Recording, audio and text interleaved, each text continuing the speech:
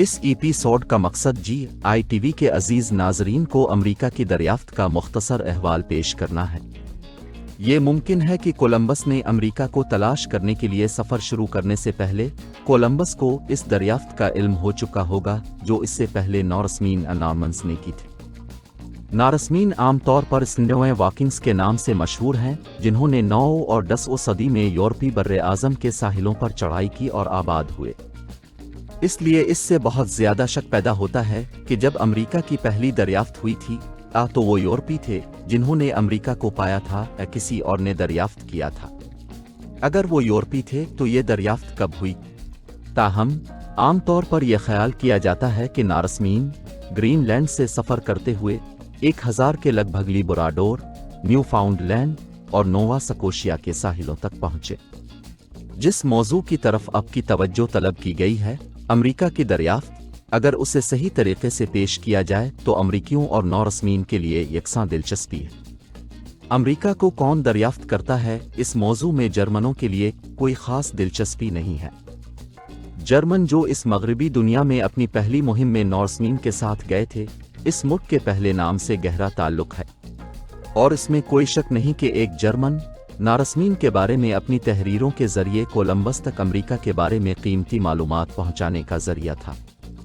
आमतौर पर यह ख्याल किया जाता है कि मीडोक की सरबराही में इस मुल्क में तकरीबन 1170 में एक आबादकारी हुई। इस तरह वो दरियाफ्त करने में नॉरसमीन से 170 साल बाद थे। वो अभी भी कोलंबस से 322 साल आगे थे। अमेरिका की दरियाफ्त में आयरलैंड के लोगों की दिलचस्पी को भी नज़रअंदाज नहीं किया जा सकता। 1029 में एक नारस नेविगेटर जिसका नाम गुडलीफ गुडलॉक्सन था ने डुबलिन का सफ़र किया और आयरलैंड से निकलते हुए इसने दोबारा आइसलैंड जाने का इरादा किया, लेकिन इसे शुमाल मशरकी हवाओं का सामना करना पड़ा और वो समंदर में बहुत दूर मगरिब और जुनूब मगरिब में चला गया, जहां कोई ज़मीन नज़र नहीं आती थी। गर्मियों में पहले ही देर हो चुकी थी और गुडलीफ ने अपनी पार्टी के साथ बहुत सी दुआएं की कि वो समंदर से बच जाएं। और ऐसा हुआ। सागा कहता है कि उन्होंने ज़मीन को देखा, लेकिन वो नहीं जानते थे कि ये कौन सी ज़मीन है। फिर उन्होंने कुश्ती रानी का अज़्म किया और उन्हें वहां एक अच्छी बंदरगाह नज़र आई, और जब उन्हें साहिल पर थोड़ी देर गुजरी तो कुछ लोग उनके पास आए। वो लोगों में से किसी को नहीं जानते थे। अमेरिका का ये हिस्सा, जिसमें शुमाली और जनूबी कैरोलिना, जॉर्जिया और मशरकी फ्लोरिडा समेत चीसपीक बे के जुनूब में वाक़ समझा जाता है और इसे अजीम आयरलैंड कहा जाता है।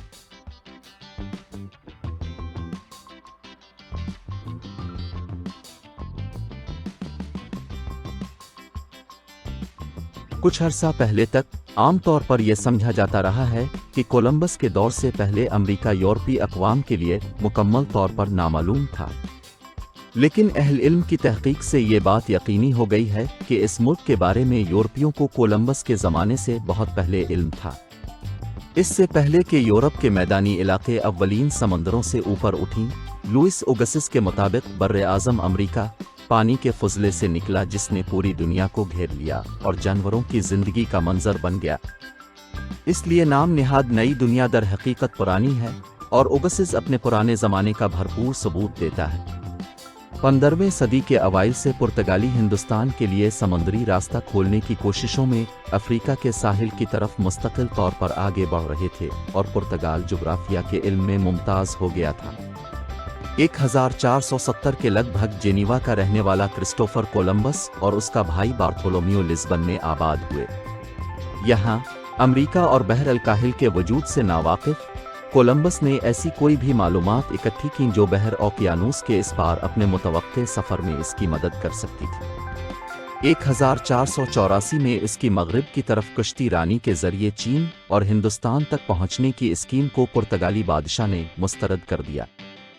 इसके बाद वो स्पेन चला गया, जहां से 1492 में गरनाता में मोरों की आखिरी फतह तक इंतज़ार करना पड़ा, इससे पहले कि इसने फर्डिनेंड और इज़ाबेला से अपने सफ़र के लिए ज़रूरी मदद हासिल की। इसी साल अगस्त में इसने 3 बहरी जहाज़ों के साथ सफ़र किया और कई जज़ायर दरियाफ्त किए, जिन में क्यूबा और हेटी को हिस्पानुला के नाम से जाना जाता है, जिनके बारे में ख्याल किया जाता है कि वो एशिया का हिस्सा थे और जिन्हें अब भी वेस्ट इंडीज के नाम से जाना जाता है।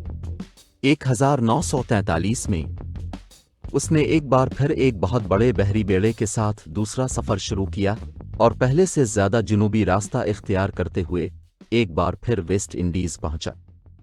इस सफ़र में जो इजाफी अहम दरियाफ्त हुई वो जजीरा जमीका था। तीसरे सफ़र पर 1498 में उसने ट्रिनिडाड को दरियाफ्त किया और दरियाए ओरिनोको से आने वाले ताज़ा पानी के तेज़ धारे का मुशाहिदा किया। मज़ीद बरआं उसने जनूबी अमेरिका के साहिल को देखा, हालांकि ये मालूम नहीं था कि ये सरजमीन है। उसने चौथे और आखिरी सफ़र पर 1502 में इस इरादे से रवाना किया कि वो उन जज़ायर से गुजरे जो उसे पहले से मालूम थे और एशिया तक पहुँचे। वो वस्ती अमेरिका के मरकज़ी जजीरे पर पहुंचा और हंडुरास के साहिल का पीछा किया जहां तक जुनूब में पनामा के पड़ोस तक। स्पेन वापसी के 2 साल बाद इसकी मौत हो गई। वो अब भी जाहिर है कि इसने एक नई दुनिया खोल दी है। कोलंबस के फौरी जानिशीनों में से एक विसेंटे पिंजोन था, जो उसके साथ अपने पहले सफ़र पर रवाना हुआ था। 1499 से 1500 में एक मुहिम के दौरान वो ब्राज़ील के साहिल पर पहुंचा, अमेज़न का मुंह दरियाफ्त किया और जनूबी अमेरिका के साहिल के 300 मील का सर्वे किया। तकरीबन 3 माह बाद ब्राज़ील के साहिल पर कैब्राल भी पहुंच गया, जो अच्छी उम्मीद की कैप से मशरिक की तरफ सफ़र कर रहा था। दूसरे मुतलाशियों ने इसकी पैरवी की और उसका खाका आहिस्ता आहिस्ता मालूम हुआ। पॉन्स डी लियोन के सफ़र ने 1512 में फ्लोरिडा को हासिल किया।